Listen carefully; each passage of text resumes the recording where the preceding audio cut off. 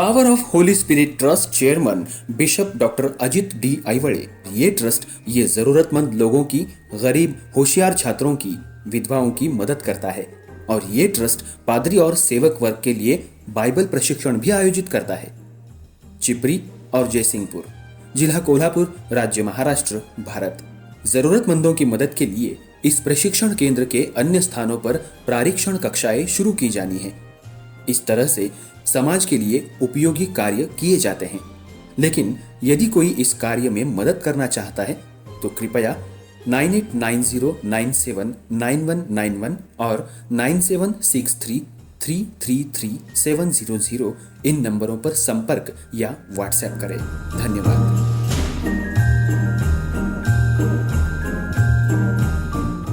Hallelujah.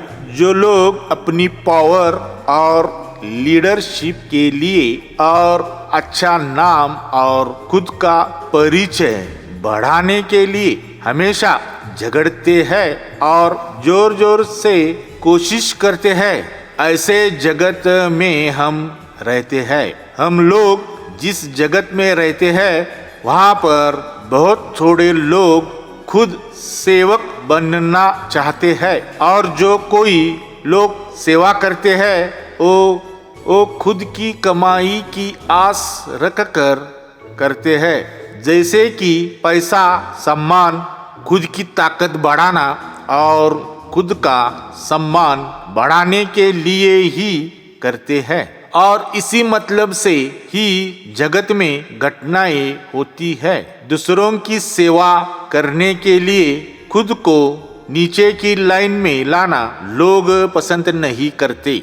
जिस सेवा करने से कोई लाभ नहीं होता, ऐसी सेवा करना एक मूर्खता लोग समझते हैं और वैसा मानते हैं। मगर यहोवा परमेश्वर इस सेवा के बारे में हमको एक अलग ख्याल बताता है और वह मत्ती रचित सुसमाचार अध्याय 20 पद 28 में बताया है। जैसे कि मनुष्य का पुत्र वह इसीलिए नहीं आया कि उसकी सेवा टहल की जाए, परंतु इसलिए आया कि आप सेवा टहल करें और बहुतों की छुड़ौती के लिए अपने प्राण दे। जो दूसरों पर सत्ता चलाते हैं वो जगत में बड़े कहलाते हैं, मगर मसीहा की ख्याल से जो दूसरों की सेवा करता है वो ही श्रेष्ठ है। इसका यीशु मसीहा सबसे बड़ा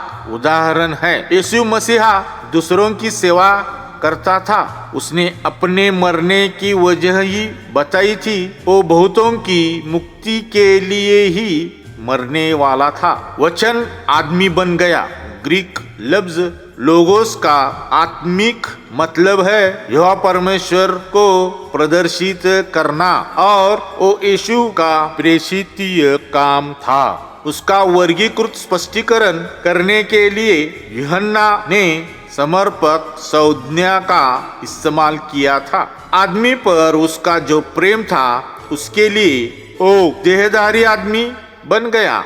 यूहन्ना रचित सुसमाचार अध्याय 3 पद 16। यीशु मसीहा आदमी बन गया, ये यूहन्ना ने शब्द को इस्तेमाल किया है। यहोवा का वचन आदमी के बदले में उद्धारकर्ता बन गया। यहोवा परमेश्वर हमारा मुक्तिदाता बन गया। वो आदमी बनकर हमारे साथ रह गया। इसलिए जगत में आदमी बहुत सारी दिक्कतों में से गुजरता है। यकायक बहुत सारी कठिनाइयां सामने आती है, बीमारी आती है, आर्थिक कठिनाइयां बढ़ जाती है और ऐसी बहुत सारी कठिनाइयों की वजह से आदमी नर्वस होता है।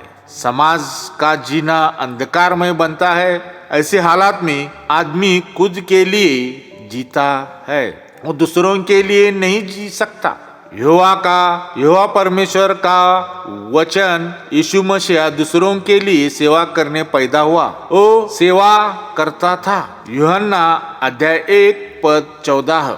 और वचन देहधारी हुआ और अनुग्रह और सच्चाई से परिपूर्ण होकर हमारे बीच में डेरा किया और हमने उसकी ऐसी महिमा देखी जैसे पिता के इकलौते की महिमा, यीशु मसीहा जो देवपुत्र था, उसने अपने लोगों को दया और ग्लोरी प्रदर्शित करने के लिए उसने सब मानवता से खुद को भरा। कानून के मुताबिक खुद यहोवा ने जो कुछ सबसे अच्छा है उसको प्रदर्शित किया था। वो उसी यहोवा परमेश्वर को अच्छी तरह से मालूम पड़े और उसकी दया और सत्य से प्रमाणित करे। यूहन्ना हमारा ध्यान यीशु मसीहा की आदमीयता की तरफ घुमाता है।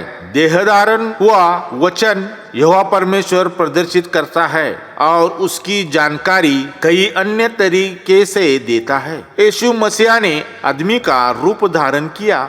इतना ही नहीं बल्कि एक सेवक का रूप लिया।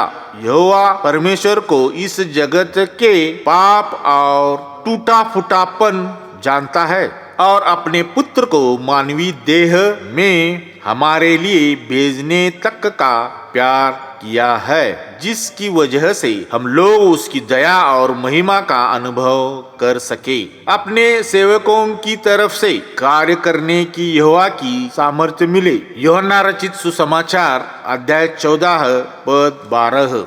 मैं तुमसे सच सच कहता हूँ कि जो मुझ पर विश्वास रखता है, एक काम जो मैं करता हूँ वह भी करेगा, वरन इनसे भी बड़े काम करेगा, क्योंकि मैं पिता के पास जाता हूँ। परमेश्वर हर रोज निगरानी करता है। वह जीवित और सक्रिय है और जो लोग परमेश्वर की सेवा करते हैं उन सेवकों को आशीषित करता है। यीशु मसीहा उनके चेलों को सिखाता है कि उसकी चाहत सेवा कर लेने की नहीं होनी चाहिए, मगर सेवा करने की होनी चाहिए। जगत के लोगों की इच्छा सेवा करने की नहीं बल्कि सेवा कर लेने की है। आज यहोवा की इच्छा के मुताबिक कौन सी इच्छा करना महत्वपूर्ण है? यीशु मसीहा की इच्छा से जीना। मगर यहोवा परमेश्वर के राज्य में आज कौन कितना बड़ा है? लोगों ने दूसरों की कितनी सेवा की इस पर निर्भर है। दूसरों को यहोवा परमेश्वर का वचन या सुसमाचार अच्छी तरह से दूसरों को बांटने वाला पास्टर यहोवा के राज्य में सबसे बड़ा नहीं कहला जाएगा। मगर कोई व्यक्ति अकेले में यहोवा परमेश्वर की प्रार्थना करने वाला या कोई बहन जो अपने पड़ोसी वाले की उनकी जरूरतों में दिल से मदद करती है, वही यहोवा के राज्य में पहली मानी जाएगी। सेवा करने की चाहत के दो तरीके हैं। जगत के लोगों से सेवा करवाना। नंबर 2, बजाय इसके कि अपनी सेवा की जाए, मसीहा की सेवा की जाने की महत्वाकांक्षा रखनी चाहिए।